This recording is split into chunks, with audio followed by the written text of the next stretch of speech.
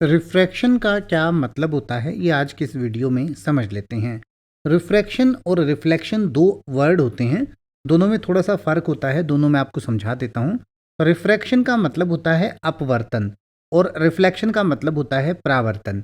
अब अपवर्तन और परावर्तन क्या होता है ये भी समझा देता हूँ आपको। अपवर्तन का मतलब होता है कि जब हम किसी प्रकाश की तरंगों को या रेडियो तरंगों को किसी एक माध्यम में से गुजारते हैं और फिर वो किसी दूसरे माध्यम में से गुजरती है, तो उसके बाद उसमें जो विचलन होता है, यानी कि जो उसमें कुछ कम या ज़्यादा होती है, उसकी जो वेवलेंथ कम या ज़्यादा होती है, या उसमें जो भी चेंजेस होते हैं, उस चेंजेस को अपवर्तन कहा जाता है। यानी कि मान लीजिए पहले प्रकाश की किरणें हवा में से गुजर रही हैं, वायुमंडल से गुजर रही हैं, और फिर पानी में से गुजरती हैं या शीशे में से गुजरती हैं, तो उनमें विचलन होता है, यानी कि उनकी डायरेक्शंस में चेंजेस आते हैं, तो उसको अपवर्तन कहा जाता है। इंग्लिश में इसको रिफ्रैक्शन कहते हैं। दूसरा होता है परावर्तन।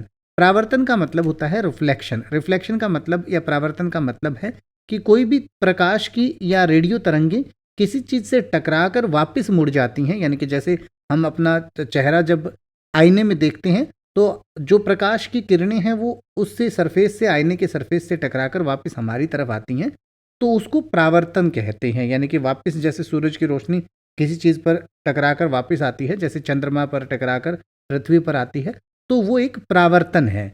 तो यही फ़र्क होता है परावर्तन और अपवर्तन में।